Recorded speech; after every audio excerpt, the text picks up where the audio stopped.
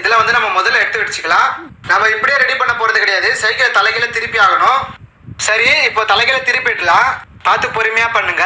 Okay, இப்போ disk change பண்ணணும்னா நம்ம பேக்ல இருக்கிற வீலை வந்து கழட்டணும். அந்த வீலை கழட்டுறதுக்கு சைடுல இருக்கிற 2 ஃபுட் ரெஸ்ட்டுமே கழட்டிடணும். ஃபுட் ரெஸ்ட் போடாதவங்களுக்கு நெட் மட்டும் தான் அங்க இருக்கும், அந்த நெட் மட்டும் கழட்டினா போதும், உங்களுக்கு ஈஸியா தான் இருக்கும் ஃபுட் ரெஸ்ட் போடலனா. சரி, இப்போ நெட் கழட்டிடலாம் வாங்க. இப்போ நம்ம பக்கம் இருக்கிற நெட் கழட்டியாச்சு, இப்போ இந்த பக்கமும் கழட்டிடலாம். கியர் சைக்கிள்ல ஃபுட் ரெஸ்ட் எப்படி ஃபிட் பண்றதுன்னு நான் இன்னொரு வீடியோல அப்லோட் பண்றேன். ஓகே, இப்போ சைடுல இருக்கிற 2 நெட்டையுமே எடுத்தாச்சு. 2 பக்கமும் நெட் எடுத்ததுக்கு அப்புறம் த்ரெட் பாருங்க இப்படிதான் வெளியே தெரியும். ஓகே, இப்போ அது அப்படியே இருக்கட்டும். இப்போ நம்ம கியர் செக் பண்ணணும். ஃப்ரண்ட் கியர்லயும் பேக் கியர்லயும் லாஸ்ட் கியர் போட்டுக்கணும். ஃப்ரண்ட்ல 3வது கியர், பேக்ல வந்து 7வது கியர் போட்டுக்கணும். பேக்ல பாருங்க 5th கியர்ல இருக்கு, 7th கியர்ல சேஞ்ச் பண்ணிக்கணும். எதுக்காக லாஸ்ட் கியர்ல செட் பண்ணி வைக்கணும் கியர்னு சொல்லிட்டு நான் சொல்றேன். அதுக்கு வந்து ரீசன் இருக்கு. இப்போ நம்ம பேக் வீல ரிமூவ் பண்ண போறோம், அப்பதான் டிஸ்க் பிளேட்டை சேஞ்ச் பண்ண முடியும். இப்போ நம்ம பேக் வீல்ல 7th கியர் செட் பண்ணிக்கலாம். கீழே கியர் போடுறோம் பாருங்க, அங்க கியர் போட்டுட்டு அதுக்கப்புறம் இங்க வந்து வீல் சுத்துறேன். இப்போ 7th கியர் வந்துருச்சு. ஃப்ரண்ட்லயும் அதே மாதிரி லாஸ்ட் கியர் செட் பண்றீங்க, 3rd கியர் போட்டுருங்க. உங்களுக்கு காட்டுறேன் பாருங்க லாஸ்ட் கியர் போட்டது. நீங்க ஃப்ரண்ட்ல லாஸ்ட் கியர் போடலாலும் பரவாயில்ல, ஆனா மெயினா பேக் கியர்ல 7th கியர் போட்டே ஆகணும், லாஸ்ட் கியர் போட்டே ஆகணும். பேக் வீலை எப்படி ரிமூவ் பண்றதுன்னு நான் ஆல்ரெடி வீடியோ அப்லோட் பண்ணியிருக்கேன், இருந்தாலும் உங்களுக்கு நான் இப்போ சொல்லித்தரேன். இப்போ நான் 2 கையுமே எங்க வச்சு யூஸ் பண்றேன்னு கரெக்டா பாருங்க. மெயினா லெஃப்ட் ஹேண்ட பாருங்க, அதுதான் வந்து பாத்தீங்கன்னாக்கா பேக் வீல்ல கியர் ஷிஃப்டர். இதை வந்து எப்படி தூக்கணும்னு பாருங்க, இந்த மாதிரி இழுக்கணும் உங்க பக்கம். இப்போ லெஃப்ட் ஹேண்ட் ரைட் ஹேண்ட் ரெண்டுமே வாஷ் பண்ணுங்க. லெஃப்ட்ல இருக்கிறது வந்து இந்த மாதிரி அழுத்தி பிடிக்கணும், ரைட் ஹேண்ட் வந்து வீலை வந்து மேல தூக்கணும், அவ்வளவுதான். ரொம்ப சிம்பிளுங்க கியர் சைக்கிள்ல பேக் வீல் ரிமூவ் பண்றது. இந்த ட்ரிக்கை தெரிஞ்சுட்டீங்களா, நீங்களே நெக்ஸ்ட் டைம் பண்ணிக்கலாம். இதுக்கப்புறம் தாங்க மெயின் வேலையே இருக்கு. டிஸ்க் பிளேட் சேஞ்ச் பண்ணணும், டயர் சேஞ்ச் பண்ணணும், பிரேக் ஷூ சேஞ்ச் பண்ணணும். இதை எடுத்து வச்சிருக்கேன் பாருங்க, என்கிட்ட செகண்ட் ஹேண்ட் டிஸ்க் பிளேட் இருக்கு, இதுதான் நான் சேஞ்ச் பண்ண போறேன். பிரேக் ஷூ டயர் எல்லாம் புதுசுதான், டிஸ்க் பிளேட் மட்டும் செகண்ட் ஹேண்டு.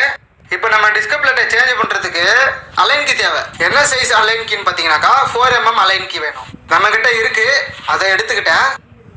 சரி, இப்போ 4mm அலைன் கீ யூஸ் பண்ணி அதுல இருக்கிற எல்லா நெட்டையுமே கழட்டணும். ரொம்ப டைட்டா இருக்கும், கொஞ்சம் பொறுமையா பண்ணணும். என்னது இது மொக்கை ஆயிடுச்சு, 2 பக்கமும் மொக்கையா இருக்கு, என்ன பண்றதுன்னு தெரியலையே. ஒரு ஐடியா பண்ணலாம், இதை தேய்ச்சிடலாம். ஒரு 5 நிமிஷமா இதே மாதிரி பண்ணிட்டு இருந்தாங்க, ஓரளவுக்கு பழையபடி வந்துச்சு. இப்ப நெட் லூஸ் ஆகுதான்னு பாப்போம். இப்ப மறுபடியும் ட்ரை பண்ணும் போதும் மறுபடியும் அதே மாதிரி ஆயிடுச்சுங்க, மொக்கை ஆயிடுச்சுங்க, செம்ம டென்ஷன் ஆயிடுச்சு. புதுசு வாங்கலாம்னு பார்த்தா 4 கிலோமீட்டருக்கு மேல போகணும். இதையும் அப்பப்போ தேய்ச்சிட்டு இருக்க முடியாதுன்னு சொல்லிட்டு கிளம்பிட்டேங்க. இருக்கிறதெல்லாம் அப்படியே வச்சுட்டு சைக்கிள் எடுத்துட்டு கிளம்ப போறேங்க. இந்த சைக்கிள் எப்பயோ பார்த்த மாதிரி ஞாபகம் இருக்கா? ஆமாங்க, நான் ஸ்டார்டிங்ல இந்த சைக்கிளை வச்சுதாங்க நான் வீடியோ போட்டுட்டு இருந்தேன். சரியான வெயிலுங்க, ஹைவேல போயிட்டு இருக்காங்க. ஸ்பேர் பார்ட்ஸ் கடைன்னு போட்டிருக்கு, அங்க போய் கேட்டா பக்கத்து கடையில போய் கேளுன்னு சொல்லிட்டாரு அந்த அண்ணன். பக்கத்துல எலக்ட்ரிஷியன் கடையாச்சு, இங்க எப்படி ஸ்பேர் பார்ட்ஸ் எல்லாம் விற்பாங்கன்னு நான் டவுட்டா நின்னுட்டு இருந்தேங்க.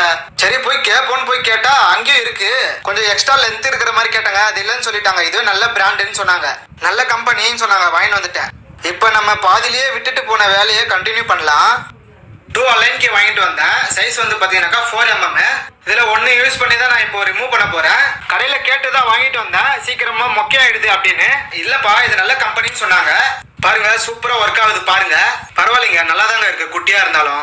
சரி, இப்போ அந்த அலைன் கீ யூஸ் பண்ணி மொத்த நெட்டுமே கழட்டணும். மொத்தம் ஒரு 6 நெட் இருக்கு, மொத்தத்தையுமே கழட்டிடலாம். அந்த கழட்டின நெட்டை தொலையாத மாதிரி ஒரு பக்கமா வச்சுக்கோங்க.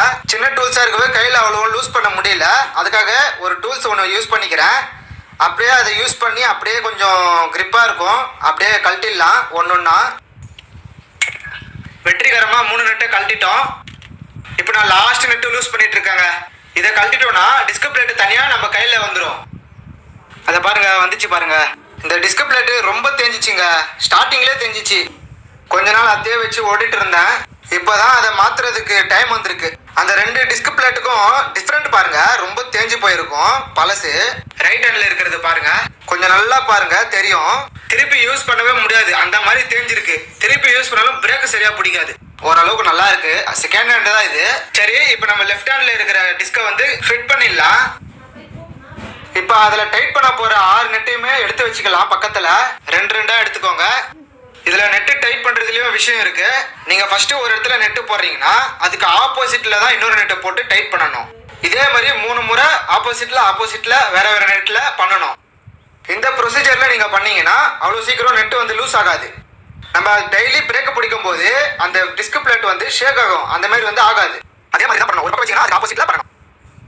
இந்த காருக்கு இந்த லாரிக்கெல்லாம் ஜாக் போடுவாங்கல்ல, அவங்க இந்த கான்செப்ட்ல தான் பண்ணுவாங்க.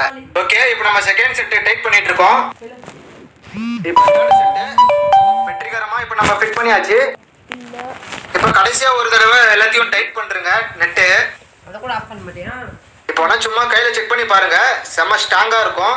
ஆட்டினா கூட ஆடாது பாருங்க. நீங்க எந்த ஒரு பார்ட்ஸை நீங்க கழட்டி மாட்டினாலும் இந்த மாதிரி அடிக்கடிக்கு கிளீன் பண்ணிக்கோங்க.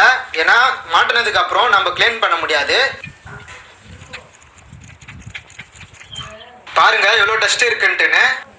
ஃப்ரீ வீல் ஃபுல்லா கிளீன் பண்ணதுக்கு அப்புறம் எப்படி இருக்கு பாருங்க. இப்ப புது டயர் மாத்திரலாம். பாருங்க எப்படி தேஞ்சு போயிருக்குன்ட்டுன்னு.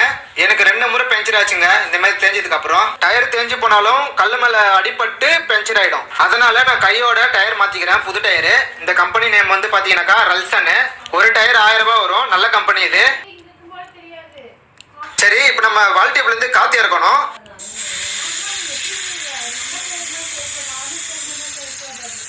ஓகே, இப்ப நம்ம ஃபுல் காத்து இறக்கிட்டோம். நீங்க டிஸ்க் பிளேட்டை செகண்ட் ஹேண்ட்லயோ இல்ல புதுசோ வாங்க போறீங்க அப்படின்னா உங்க சைக்கிள்ல இருக்கிற டிஸ்கோடைய நம்பர் பாருங்க. இந்த நம்பர் இருக்கு பாருங்க, இதுல வந்து 116 இருக்கு. இந்த நம்பர் வந்து பாத்தீங்கன்னாக்கா டிஸ்கோட ஒரு கோடு மாதிரி. இதை நீங்க பார்த்து கரெக்டா வாங்கணும். இதையும் நோட் பண்ணிக்கோங்க. இப்போ நீங்க டயர் வாங்க போறீங்க அப்படின்னா இது தெரியாம நீங்க கடைக்கு போவாதீங்க. டயர்ல ஒரு பக்கத்துல பாத்தீங்கன்னா டயருடைய மெஷர்மெண்ட் கொடுத்துருப்பாங்க. இதை சொல்லிதான் நீங்க வந்து டயர் வாங்கணும். ஏன்னா உங்க சைக்கிள்ல இருக்கிற வீலோடைய சைஸுக்கு ஏத்த மாதிரி டயரு அங்க இருக்கிற நம்பர்ல கொடுத்துருப்பாங்க. இதை பார்த்து தான் நீங்க வாங்கணும்.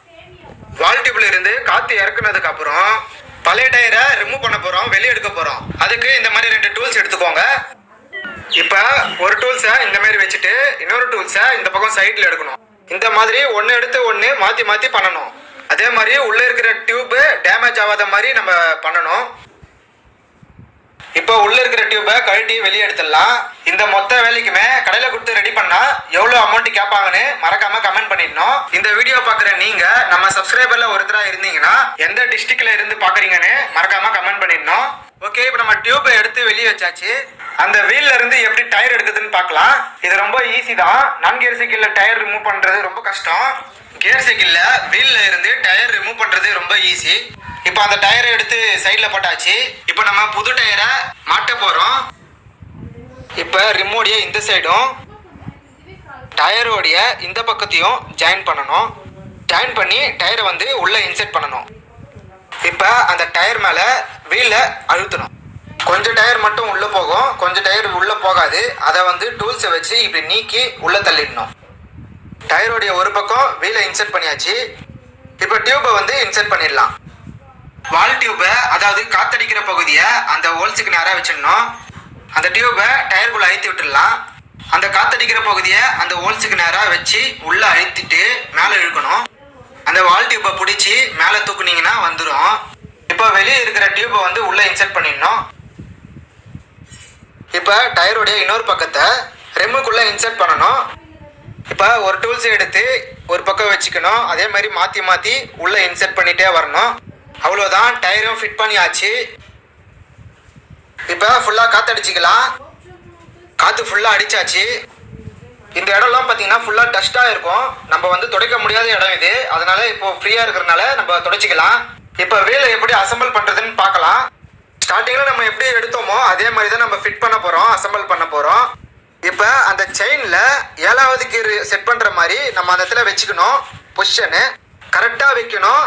எனக்கே வரல பாருங்க, கரெக்டாக வைக்கணும். லாஸ்ட் கியரில் அது கரெக்டாக வைக்கணும். அதுக்கப்புறம் அந்த ஷிஃப்டரை மேலே தூக்கிட்டோம்னா கரெக்டாக போய் உள்ளே உக்காஞ்சிரும். அவ்வளோதான், முடிஞ்சிச்சு. இப்போ நம்ம பேக் வீலை கரெக்டாக செட் பண்ணிட்டோமான்னு செக் பண்ணணும்.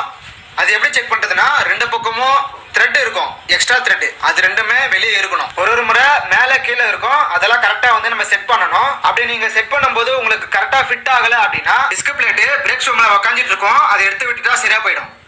ஓகே, இப்போ சைடில் ஃபுட் ரெஸ்ட் போட்டாச்சு. உள்ள நெட்டும் போட்டு டைட் பண்ணியாச்சு. கியர் சைக்கிளில் பேக் வீலில் ஃபுட் ரெஸ்ட் எப்படி செட் பண்ணுறதுன்னு தனியாக ஒரு வீடியோ அப்லோட் பண்ணுறேன், கவலைப்படாதீங்க. நீங்கள் சப்ஸ்கிரைப் பண்ணிட்டு நோட்டிஃபிகேஷன் ஆல்ல செட் பண்ணிக்கோங்க. அப்போ தான் நான் போடுற ஒவ்வொரு வீடியோவும் உங்களுக்கு நோட்டிஃபிகேஷனில் வரும். சைக்கிளை திருப்புறதுக்கு முன்னாடி லாஸ்டா ஒரு முறை கியர் போட்டு எல்லா கியரும் சேஞ்ச் ஆகுதான்னு பார்த்து செக் பண்ணிக்கணும். அவ்வளவுதாங்க, வெற்றிகரமா நம்ம வேலையை முடிச்சாச்சுங்க. இவ்வளவு வேலையையும் கடையில கொடுத்து செஞ்சா எவ்வளவு செலவாகும் மட்டும் கமெண்ட் பண்ணிடுங்க. இந்த வீடியோவை உங்க ஃப்ரெண்ட்ஸுங்களுக்கு ஷேர் பண்ணிடுங்க. இந்த வீடியோ உங்களுக்கு பிடிச்சிருந்தா மட்டும் லைக் பண்ணிடுங்க. Okay bye.